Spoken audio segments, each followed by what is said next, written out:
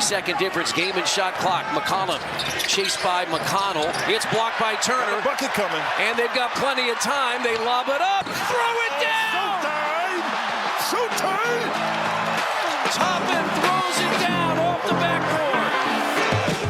What is up, Pacers Nation? You are listening to the Pacers Post Up, brought to you by the brothers of basketball, Brad and Ryan. Showtime Obi Toppin. Plenty more of that to look forward to, Pacers fans, as Obi has agreed to a 4-year, $60 million contract to stay in Indiana, adding another front court piece alongside Pascal Siakam. We'll touch on that, a little bit more free agency talk around the league, as well as recapping the draft that was. It's all coming up next right here on the Pacers Post Up. All right, Pacers fans, we are back for yet another episode of the Pacers Post Up. Ryan and I are coming at you today to kind of recap a lot of things. We've had an NBA draft since we last spoke. Free agency sort of had a soft open with teams being able to sign their own, so to speak. And we saw a little bit of news drop there. Obviously, Pascal Siakam, we touched on that on the last episode. But now we are in the thick of it. As of, June 30th or July 1, however you want to look at it, officially NBA free agency opens. There have been a litany of signings, extensions, trades, different things coming across, everybody's news feed, courtesy of Woj, Shams, etc. So we're going to get into all that today. We'll start with the draft, probably the most logical place. We'll get into some of the Pacers offseason moves, both from a draft and a signing perspective, maybe a couple things that we might still see, a move, a trade, an extension, something to that effect, and then sort of talk about the broader landscape at large. I mean, frankly, a lot of the dominoes have already fallen. It was not an extremely high-powered or deep free agency class in terms of big names and things like that, but a lot of the bigger names that were in the class, we kind of know where that's going to shake out. So, Ryan, let's kind of start here. Draft day, we knew going into the draft that the Pacers were not going to be really a factor in round one. We had talked a little bit, there wasn't really a deal out there that made you feel like they were going to trade into the first day, and not a strong draft. I mean, we see, Zachary Richichet and Alexandra Char. I don't even know how to pronounce some of these names. It was a French-dominated, first couple of picks, a huge international influence, and frankly, a bunch of guys that I didn't know. I really didn't know a lot about him. Stephen A. was catching some grief on Twitter X because he was on the broadcast saying he didn't know anything about these guys, and there were a lot of Mel Kiper memes coming out. It's like, come on, this is your job. Mel's going 7 rounds and pulling shit out of the woodwork, but we go into the second day, and the Pacers make a move up. It sounds like there were a number of teams that were looking to move to 35, and we were able to throw a little bit of cash and the 36th pick at the Spurs to get the Australian Johnny Furphy from Kansas, freshman at Kansas. And I guess we got to start there. This was not on my radar. What do we know about Johnny Furphy, and how do you feel with somebody that probably doesn't factor to be anything more than a project right now? Yeah, it had been a couple years, so we knew we probably had to draft a white guy at some point or another. Right. So that domino had to fall. I didn't know much about him coming in. Actually didn't know anything about coming in.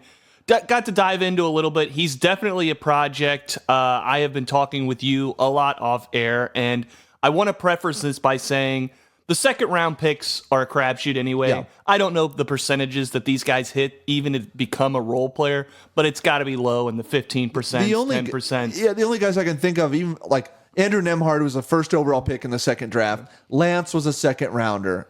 Outside of that, I can't really think of meaningful Pacers that were second round picks. Maybe I'm missing somebody glaring. I don't know, but I'm with you. I don't mean to cut you off, but it's really rare for these to really turn out. You hope to get the projects. With that said, I am about as unimpressed with this prospect as I could be. Yeah. I sent you a lot of things and a lot of reasons. He's a shooter. That's his MO. Yeah. I believe in that. He does have kind of a funky release at the very end, but other than that, his shooting stroke looks smooth. He's good at catching shoots. I think he can move a little bit without the ball, but athletically, you'll read a lot about him, and a lot of, draft experts will say, big athlete wing, and I don't see the athletic part at all. Yeah. I sent you some of his draft combine things where his standing vertical was 25 inches. He performed lower than Zach Edey in a lot of the agility contests, like the speed drills and the three-quarter run court.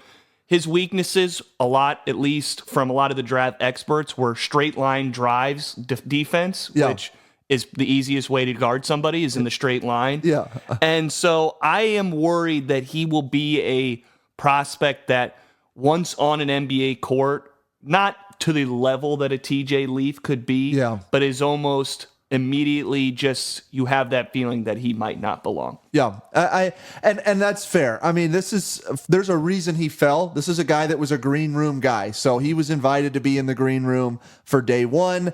And I did a little digging on that. I guess that each team submits some version of their big board so that the NBA can get a feel for the guys that are probably going to go on that first day. And he slides into early round 2. And, listen, you hit it perfectly. It's a crapshoot. And that's, the draft in general is a crapshoot. I mean, how many number 1 overall they were going through the number 9 overall picks, and we'll get to Zach Edey in a minute. Those have been busts for the last decade. So you never really know what you get until your point. You get him in the building, you get him on the court, you see what this guy's made of. The 25-inch standing vertical is not strong. The 32-inch overall vert is not great. I think it was 32 and a half, maybe. He's small of build, 180 something pounds, which he's 6'8". I'm 6 foot and I weigh about 185 pounds and I think I'm in pretty good shape. So it just, there's a few question marks out there, but it's probably more than anything a guy that we're going to stash in the G League. He'll be on our summer league team, so we'll get a chance. I think that kicks off, it's at July 12th. So we'll get a chance to see him. And frankly, as far as Pacers draft was concerned, I was a little bit more intrigued by the other 2 picks. Tristen Newton is a guy that, while I don't know where on earth he fits behind Halliburton, McConnell, Nembhard, that kind of replicated skill set, this is a guy that was, the most outstanding player in the Final Four, has led UConn, but kind of facilitating and orchestrating that offense for the last 2 years in their 2 title runs.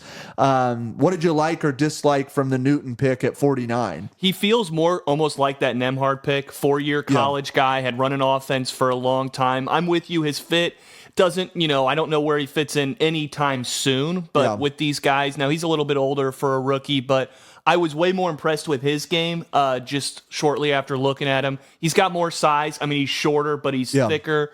He's got a shot. I think he averaged 6 boards and 6 dimes last year for UConn. And like you said, coming from a program that obviously has won back-to-back championships and has been well coached. So I thought he moved well. His defense, I think he'll be a little bit of switchable with the 1 and 2 positions, and the shot can develop a little bit more because I think he shot 32 or 33% from deep from college. So a little bit more to improve on there, especially as a shorter guard. You kind of need that in the NBA. But for a guy I expect to see probably in that 2-way position, we'll see where these contracts end up working out. And he'll get a lot of G League run, as you said. I think, and again, these picks are so late. They are just kind of, but that's where I like a little bit in the second round. I air to guys that I think athletically can fit in the NBA and then see if you can develop those other skills where I do think he can fit. And as long as we can bring some of those other skills up to speed, maybe we have something. Yeah, I guess I was intrigued more. It felt like more of the same in the sense of kind of that 3-4 year college player, right? And we've had success with that, whether it's Nembhard or a Ben Shepherd last year. And I feel like some of the rest of the league, particularly early in the draft, is going the other way, where we're taking massive swings. Everybody's trying to hit that home run on the 18, 19, 20-year-old prospect from this country or that country or the Ignite or what have you.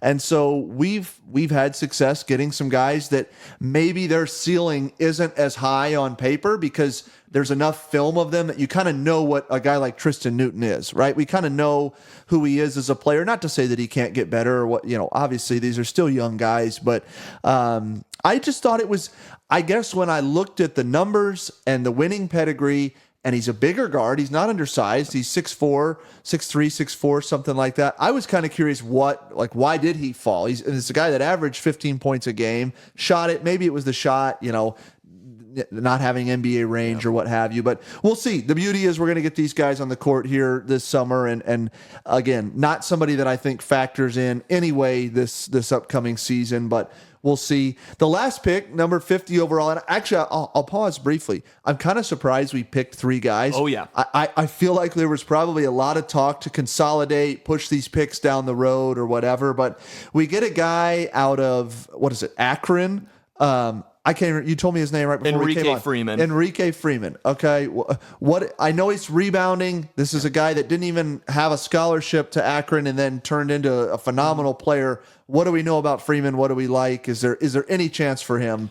Yeah, he's the rebounding. You hit on it. That's the strength. That's what people are going to talk about. He's kind of a tweener, I think, a little bit in terms of size because he's going to want to play the 5 position. But I think at his height, I think he's only 6'9", I believe. Either way, he's a little skinny too. He scored most in the post in college, so it's one of those things where it's kind of hard. I think like 70% of his points came in the paint in the post. Okay. So it's one of those things where does he have more to his game? I don't know if he's got any sort of shot or jumper, pop game. Yeah. So maybe something to grow in, but he's athletic, can move quick. Yeah. I think he's good and rangy on the defensive end. So one of those, again, take a risk. We'll talk about this maybe later. We needed a backup a third string big somewhere in this roster, and maybe that'll be him. Maybe it'll be Oscar Tshiebwe or somebody who could still pick up, and we'll hit on that maybe a little bit later. So not a lot to take away really from any of these guys. We've said many times we are not college basketball watchers, and so we don't want to come at you with a ton of crazy opinions, but we do like to look, when these guys get drafted and do a little bit of a dive to see what they're at. And we're going to have some content, some episodes as Summer League kicks off. That'll be really some time for us to really see how they look against NBA level competition and in the NBA game and certainly start to form some opinions and see how things go. Not that it's the end all be all, but it'll be our first chance. And I guess that's kind of the perfect segue to I'll start here. Zach Edey opting out of Team Canada to go and play in the NBA Summer League. I don't know if you saw that, but you hit the nail on the head. You said you saw that he could be going as low as 9, and Edey goes 9 to the Memphis Grizzlies. I guess is there a fit need there? I don't know much about the Grizzlies. Do they need a big? Does he have a chance to start? I'm stunned that he went 9, frankly. I don't think he'll start this year. We'll have to see. I think it's going to be a backup role for him. Now, maybe that changes. 9, if you'd have told me a year ago, I would have fell out of my seat thinking. No chance. I think the NBA teams have talked themselves a little bit. I mean, you can't underestimate his size. And that's an easy thing to say, but I think a lot of people, when you go to the NBA, the teams get bigger. But he is still going to dominate, especially as teams go smaller. There aren't these traditional huge centers on a lot of teams. I mean, we see Valanciunas. Miles won't be able to guard him. Well, exactly. I mean, perfect example. So we'll have to see. I think, there's that rumblings that his shot is more developed than we've seen, and that can be proven at his free throw percentages through Purdue. I do like his fit a little bit, maybe with Ja Morant and the athleticism when they're both crashing in. That's going to be hard to guard. I still worry. The one thing when people talk about Edey and why I would be concerned with him and probably not have taken him in a top 10 pick is I still think on the defensive end, he is going to get attacked over and over again in the pick and roll. And all he did in college was play drop coverage. I don't think he's going to be able to switch on any shorter guards and move. And if you watch any NBA basketball, the pick and roll is the thing run the most. I mean, every single possession, especially when you get into like playoff runs and things like that, it's pick and roll on your team's worst defensive matchup. They're trying to get the switch. And I'm afraid that will be Zach Edey, but I hope I'm wrong. We've talked a little bit. I kind of got on the Purdue bandwagon this year and enjoyed the run with him, and Edey's a hell of a guy off the court, so nothing but hope for him. He landed in a spot where he's going to get an opportunity to probably start off the bench, but maybe compete for a starting position at the end of the year or years to come.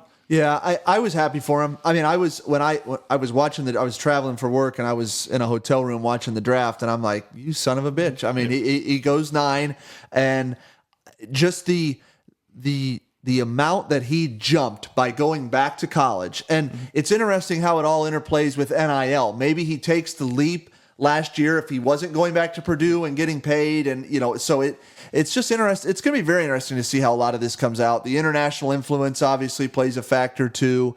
Some of the G League guys fell. Ignite did not have a great year last year, so there's a lot of movement right now in how these things are going to shake out. And it wasn't a strong draft. I predict that 25 will have some higher top end talent, Cooper Flagg, some of these other guys that you hear.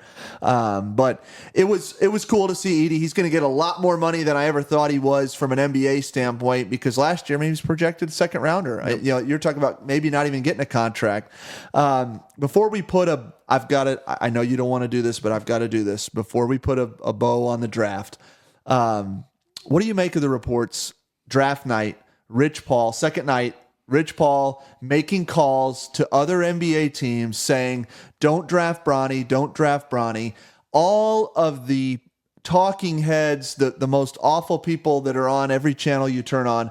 Oh, it's history. It's bigger than basketball. How cool is this? What am I missing? There's been a little bit of, let's say, nepotism in the league in terms of players and their dads getting drafted and all this, but this was on its own level. Yeah. And what I was telling you before is, I don't know how Bronny shows up to Lakers camp and is not just embarrassed and has his head tucked between his legs. 100%. Because he's probably the first player ever to get drafted that should not have actually been drafted or wasn't drafted on talent. There are talking heads trying to be like, oh, we've seen guys with these averages and all that. Throw that away. We know it was because he's Bronny James. And for those who make the argument that, oh, who cares? It's such a cool moment for them and his family. All I want to say is they took one from somebody else who deserved it. They did. And to me, it boils down to one thing, and it's always been this thing with LeBron, and it's his ego.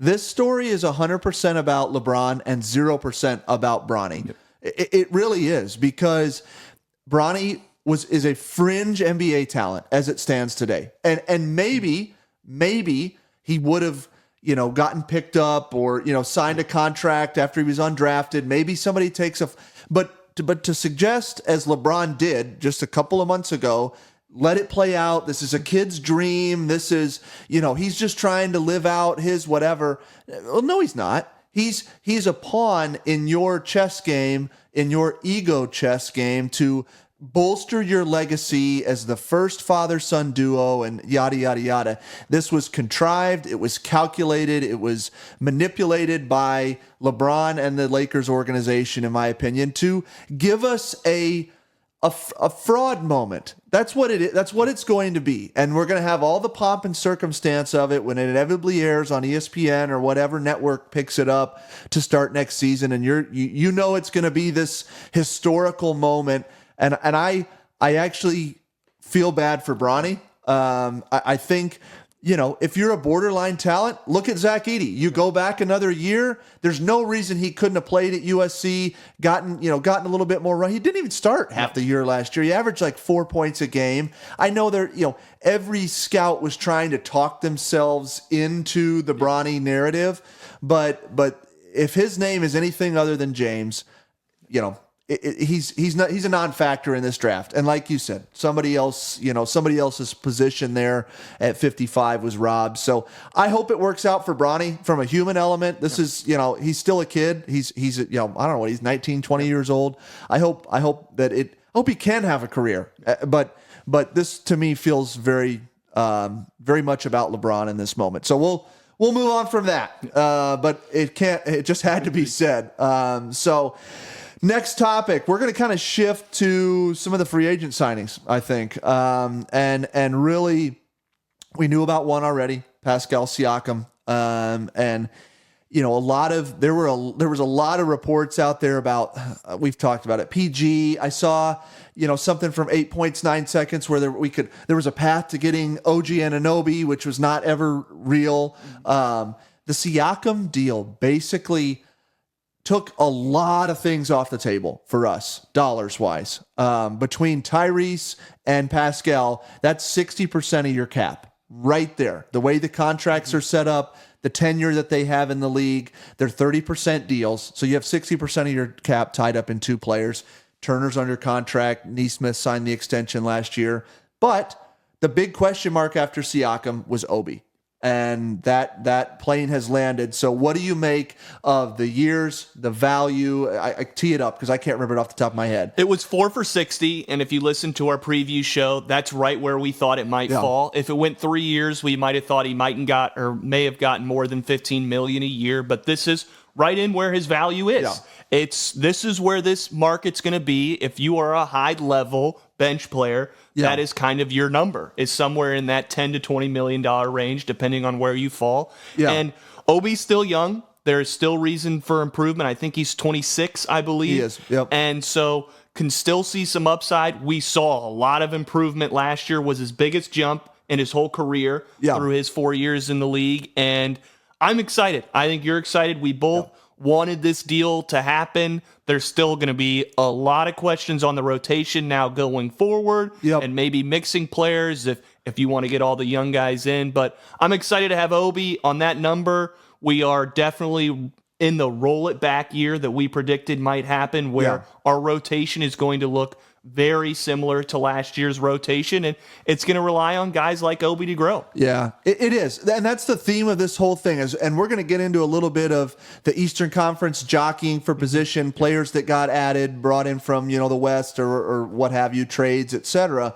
But I think there's a couple things here that I like about Obi. One, you didn't hear, this was not he went out and signed an offer sheet somewhere else and now the Pacers had to make a decision. This was something that the front office made a point and said, we want you. And by Obi not testing the market, it tells me he wants to be here too. And for whatever that's worth, whatever chemistry is worth in sports, that's a good sign to me, that he wants to be here and is willing to accept the role of a backup 4. Maybe gets a little run at 5 in small ball lineups and things.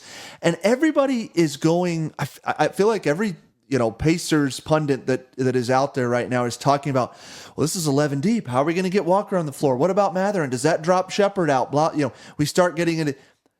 There are going to be injuries. We've seen it. This is the NBA. Somebody's going to miss some time. There's going to be different nights where Obi has the hot hand, or Siakam, or maybe Jarris is showing a flash, or whatever. It's going to kind of be one of those deals. Guess what? TJ McConnell started last year on the bench. He was not in the rotation. How'd that work out? So I trust this coaching staff to get run for the guys that need to get run. And the other piece of this is the Bruce Brown element. I'll let you kind of touch on that because that was something you had brought up originally. And I think the contract was something we needed on the books, right?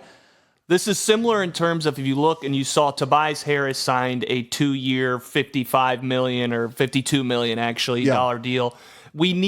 Team needs contracts with this value money, somewhere in that $15 to $20, $25 million range, in order to make these deals work with other teams. And right now, we don't have an abundance of that. We've got the top guys, like you said, with Tyrese and Siakam. Turner is kind of one maybe in that, which he'll start to be. I feel bad for Turner. You're only going to be put back in rumors eventually. But we'll see where that all goes. And there is going to be a question with rotation. You hit the nail on the head with TJ McConnell. He was out of the rotation last year, and we talked and said it's outrageous. It was a huge talking point going into last season that he wasn't going to get minutes. And I told you from the beginning, I bet 10 games in, he's getting minutes. Now, he earned them and deserved them. For sure. And there will be We saw Halliburton's had injury history. Yep. There are guys that are going to go down. Obi will end up starting certain games. That's where you can plug in the Walker or the Shepherd or whoever is the one who's the odd man out.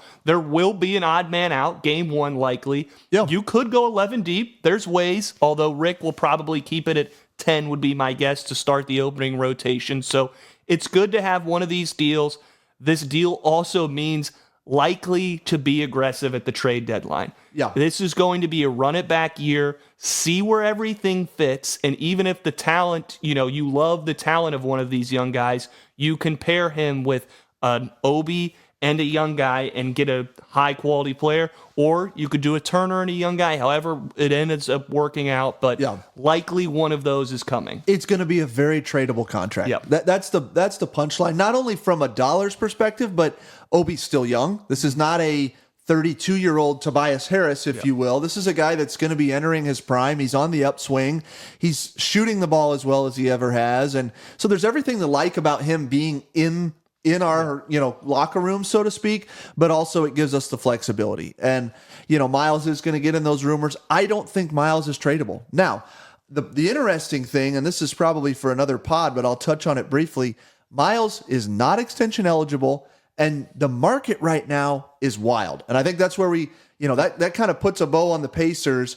We'll start with the Knicks, and I'm going to segue into the Hartenstein deal because we just saw Isaiah Hartenstein didn't get moved from New York. He left New York and signed with Oklahoma City for almost $30 million a year.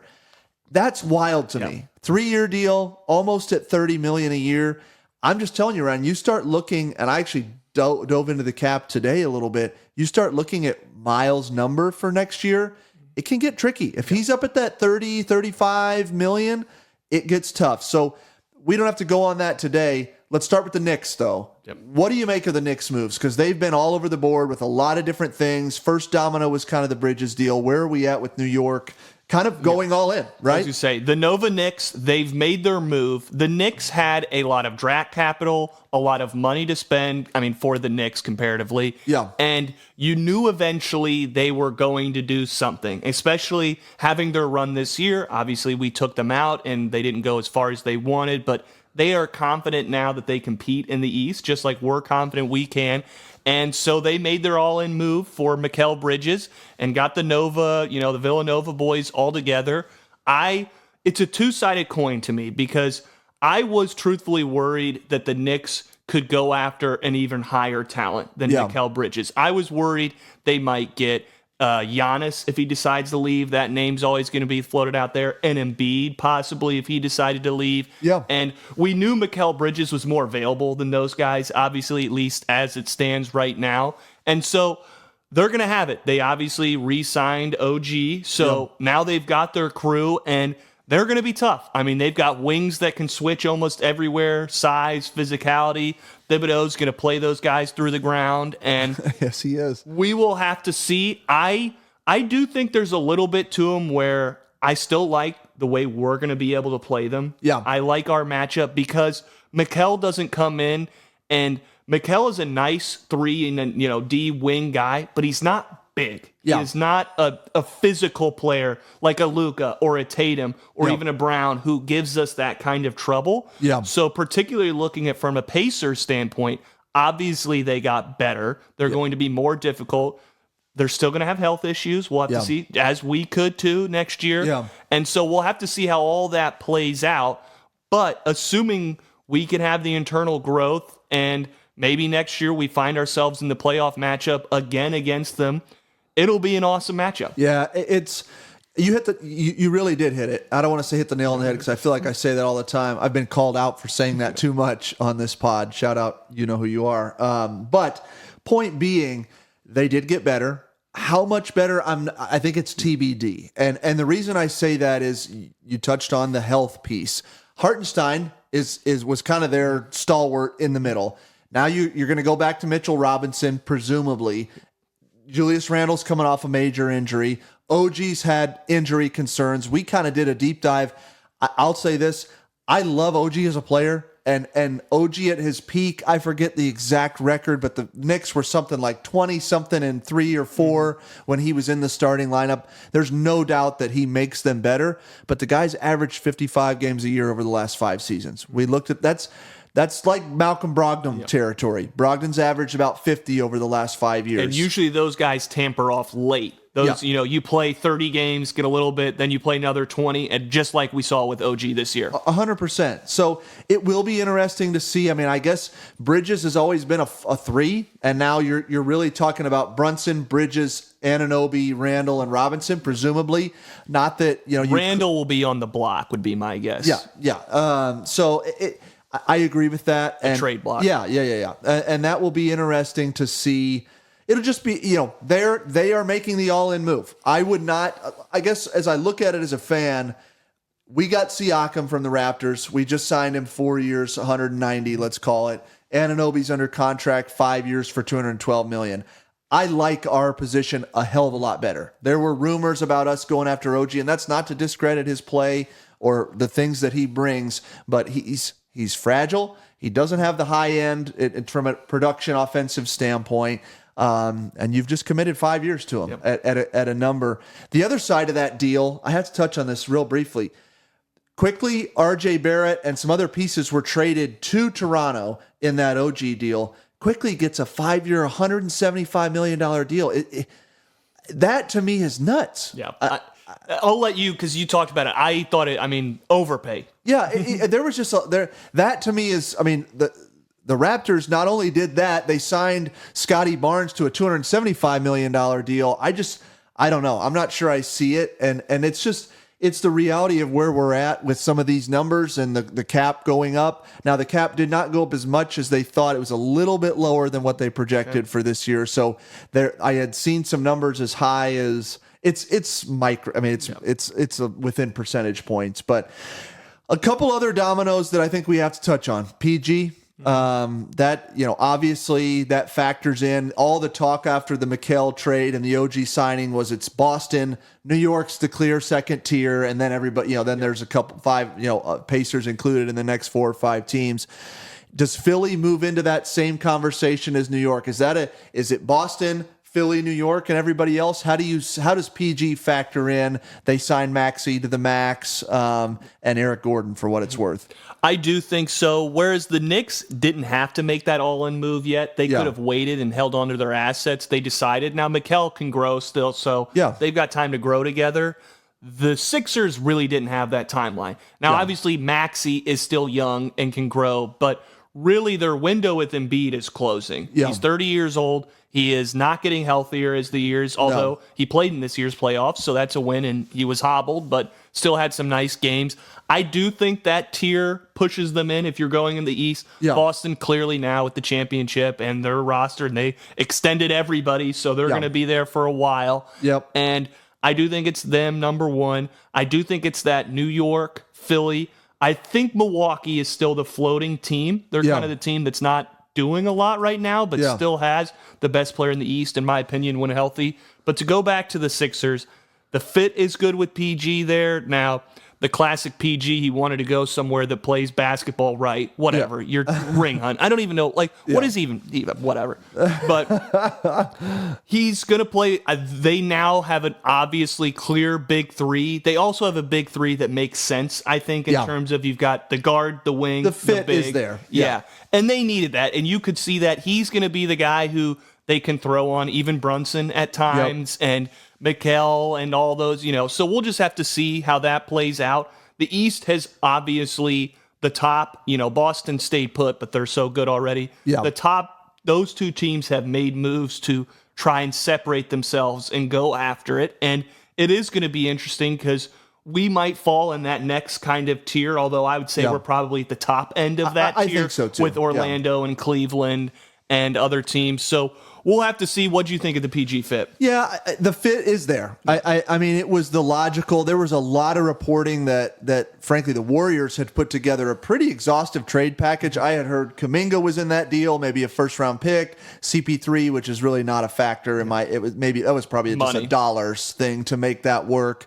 And apparently, Steve Ballmer or somebody did not want to sign off on that trade because the Clippers pretty much let him go for nothing. And that's a little interesting to me. So you go from potential Warriors, obviously ring hunting with Steph and Draymond, to now, yes, ring hunting in Philly. It was the best fit. They had the money. They signed him to the deal that the Clippers weren't willing to sign him to, which is the max that he's eligible for. So, again, PG played the most games last year that he has in the last 3 or 4 years. The couple seasons prior to, he was right around, he was sub 60, sub 50 in a lot of those seasons. So you're talking about a young star, I say star in quotes, in Tyrese Maxey, but a really promising young player with two guys that are clearly on the back nine of their career. I know Embiid is only 30, but he's had so many health problems already, and he's a big guy. They just don't play until 38 years old. It's just not something we see. So does it make him better going into next season? Hell yeah, it does. It's a clear upgrade over Nicholas Batum, who actually goes to the Clippers, not in a trade or anything. He just goes and signs there. So they will have more versatility defensively. PG gives them a clear, I would say, Maxey almost takes Maxey had 50-point games this season. He had one on us, but I think PG is still kind of that go-to. You need a bucket down the stretch. It's probably him or Embiid. But I don't know. I don't think, do they scare me any more than they did? Maybe, somebody texted me today and said, what do you think? And I'm like, it's just another chance to boo Paul when he comes back to the field house. That's how I look at it. And they're probably better on paper than we are. But I still think it comes back to, can they stay healthy? They don't have a lot of depth on that roster. You signed Eric Gordon. I think he's going into his 16th or 17th year in the league. That is where, if you want to talk about if they are tier 2 and we're the top of that next tier, our depth and youth is such a strength against a lot of these teams that have pushed all in. And so I know we have a rotation challenge, but it's also a great opportunity to see some of these guys take a step forward. We've said it all along, our offseason improvements are going to come from that growth. And these guys have to grow, and maybe they will and maybe they won't. If they don't, then we're going to have some more issues. I think the other underrated move, frankly, that we talked about before jumping on, Orlando adds Kentavious Caldwell-Pope. They needed shooting. Yep. He fits their defensive profile. I think it's a clear upgrade over. Now, I know Gary Harris is a free agent. I don't know what they're going to do with him. I think it's an upgrade over Gary Harris, in my opinion. They had a better record than us this year. They gave us challenges with their size and length. So Orlando's definitely a team that you don't want to sleep on. So I was interested, to kind of see that domino fall. The only other real one in the East is Jalen Smith. He goes to Chicago, and I was actually, I don't know, what did you think about the number? $27 million over 3 years. Is that fair? I think we said somewhere in that $10 million range is probably his value. I texted a friend and told him he's a Bulls guy and said, I think you're getting a good piece. The talent's there. Yeah. It's a health concern that has really been his issue, and I think part of the reason, he left and they started rolling with Jackson. Good for him. He's kind of been battling for contracts his whole career. Yeah. From the Suns getting traded and not getting the qualifying offer, which for a top 15 pick was pretty much unheard of at the time. Yeah. And so good for him. I don't know what the Bulls are still doing. Not to say I think that they're going to have a lot of success, but for a backup big who can stretch, it'll be fun to see him a couple of times a year. I hope he does well. Yeah. All intents, everything that Jalen showed while he was here, class act guy, funny dude. Just seemed like somebody that was a good locker room fit. Injuries have plagued him a little bit, and that's why he, kind of lost his spot here, I think. At least That was so mysterious anyways with the Isaiah Jackson thing, but wish him well. The Bulls are going to they're in contract purgatory right now. Zach LaVine's unmovable. They've got him on the books for hundreds of millions over the next couple years. I don't know where Lonzo Ball's at. And I heard DeRozan now is likely walking, which, again, why didn't they trade these guys 2 years ago? Why be in the middle of the East? We were there for a while. We know what it's like. And they had all these assets, and they've waited so long. And I didn't hate the Caruso-Giddey trade per se, but I think they could have gotten more for him at the trade deadline or some picks. So I don't know. Well, I do want to touch on the West real quick, and OKC is one of those teams. But anything else in the East, I really haven't. You talk about that next tier, it's probably us. It's Orlando who makes the KCP move. I have not heard a ton from Cleveland's been quiet, and the Donovan Mitchell thing was supposed to be a big deal because if he doesn't sign his extension, is he walking? Now, the rumors were he was going to go to New York. He can't go to New York anymore. Well, unless they were to do some sort of Julius Randle deal, it would have to be via trade. They're not going to sign him outright or anything like that. Miami's been pretty quiet from what I've seen. That's really kind of the next playoff crop of teams. Milwaukee's been quiet. I still think they have a Dame problem. I haven't seen anything on Beasley there. We'll see. But the West has had some interesting shakeups. I mean, you've got Denver, which was the champ 2 years ago, who's lost KCP. They lost Bruce Brown. They don't really have a great cap situation right now. Dallas adds Klay Thompson. That just happened earlier this afternoon. I saw some graphic, okay? So in the games that he came off the bench to end the season in Golden State, he averaged 19 on 42% shooting. I thought Klay was pretty much washed. What does he have left in the tank? I still think offensively he can find his nights. Like you said, he's probably fit for maybe that style bench role. My question with the fit in Dallas is, and if you're a Klay Thompson fan, he used to be one of the premier, if not the premier 3-and-D guy. Yeah. But the D has left him. Okay. Those knee injuries, they're tough. And with them back-to-back in his age, it is no longer there. You have to hide him on defense. Yeah. And so my concern, if I'm Dallas, is if this guy's, if you're signing a guy to the deal they did, is he supposed to be your crunch time finisher or, in your crunch time lineup? Yeah. Kyrie, who played, good defense in the playoffs, but he still got his limitations. Luka, we saw, was atrocious in the finals. Yeah. And Klay, I don't know where you're going to fit all three of those guys on the court. I don't care who you have out there, whether it's PJ Washington and Lively, who are both pretty solid defenders on their own. So I get it with the shooting. Their offense clearly is better now. Those three will fit, and the spacing now for Luka's even better. So I get where they're coming from. And maybe I'm wrong because I did not like the Kyrie move for them. Maybe that was more of just I didn't think Kyrie could play a whole season without having drama, and he did this year for the most part. So maybe it works. I think it's a little telling that Golden State was pretty much just like, this is tough, but we got to let you go. And we'll see what Golden State's going to do because I don't know. They got to still be trying to win with Steph. Yeah, I think they are, but the market's drying up. Yeah. I mean, in terms of players and people that are available, like you're running out of guys to slot in there, and they don't have a lot of young players that really, Pajemski, I just don't see that as the long-term answer. The other team that I thought has had a great offseason, and granted, they absolutely fleeced the Clippers in that Paul George trade. I was looking at so good. So good. Not only do you get Shea, you get a laundry list of draft assets, and one of which has already turned into Jalen Williams and some other guys. They just signed. I want to say they just signed Wiggins to like a 40-something million deal. Isaiah Joe, they just extended him and bring in Hartenstein. The Caruso trade for Giddey. You bring the size with Hartenstein. They struggle with size in the playoffs against Minnesota. Caruso's an all-defensive level talent.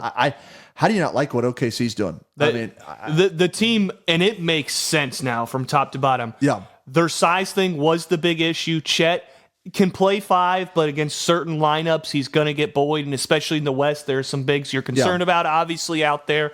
And so now their team is, they have a perfectly crafted team that is going for it next year. Yeah. And Presti still has all these assets. I know. The draft picks, they even have some young talent outside of the Jalen Williams and Chet. Yeah. Cashin Wallace is a really good young player who projects to be one of those Caruso types defenders. And so now they're going to be able to play a lot of different lineups to crunch. They're going to be able to go smaller with Chet, go bigger with Hartenstein and Chet.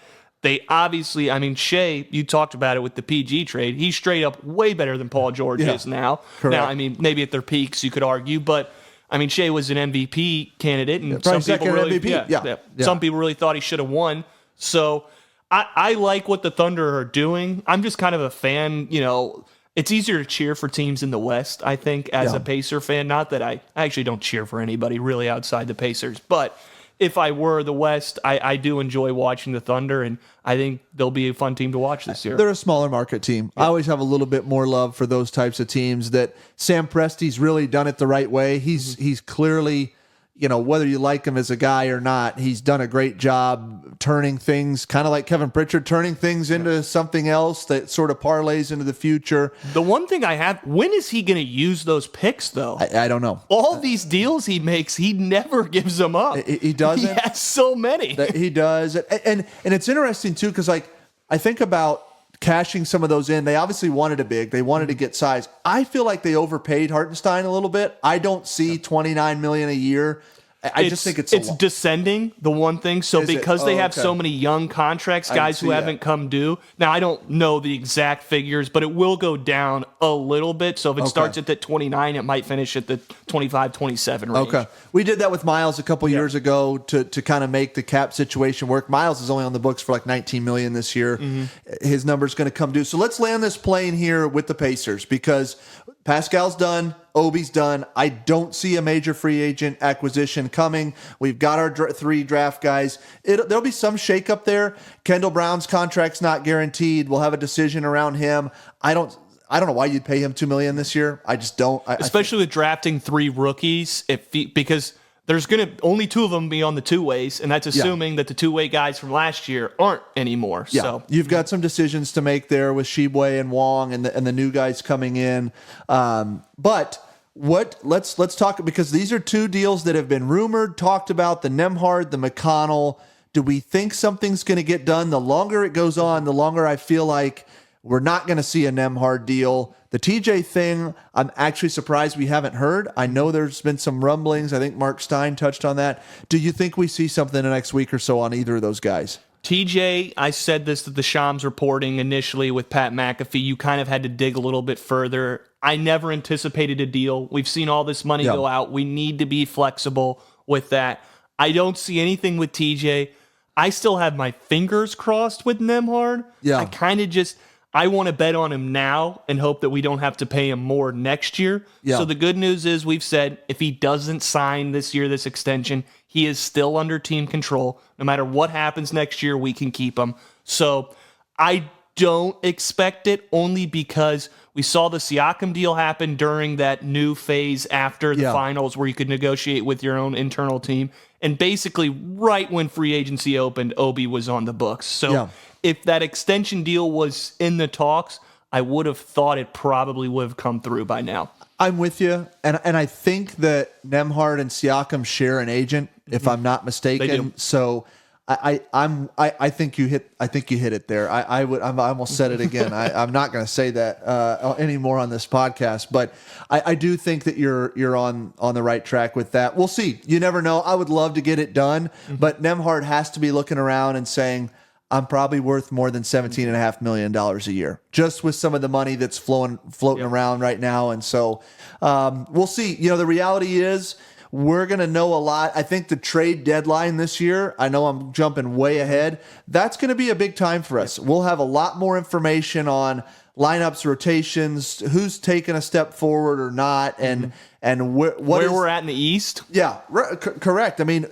we go to the Eastern Conference Finals, but the East is loading up, and so you can't take any of that for granted. But we're going to kind of bring this one in, like I said, for a landing. We covered a lot more just league stuff in general, but frankly, we didn't have a lot more to talk about Pacers-wise, free agency-wise today. But we've got Olympics are going to kick off. We got 4th of July this week. Olympics are going to kick off. I think training camp starts Saturday. the 6th, and so we'll have some Tyrese, some Nemhard coverage, etc.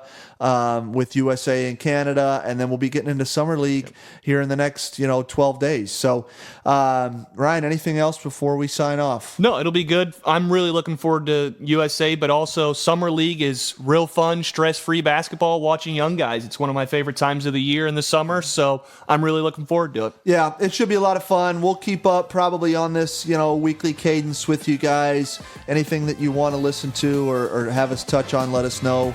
Appreciate you guys listening as always.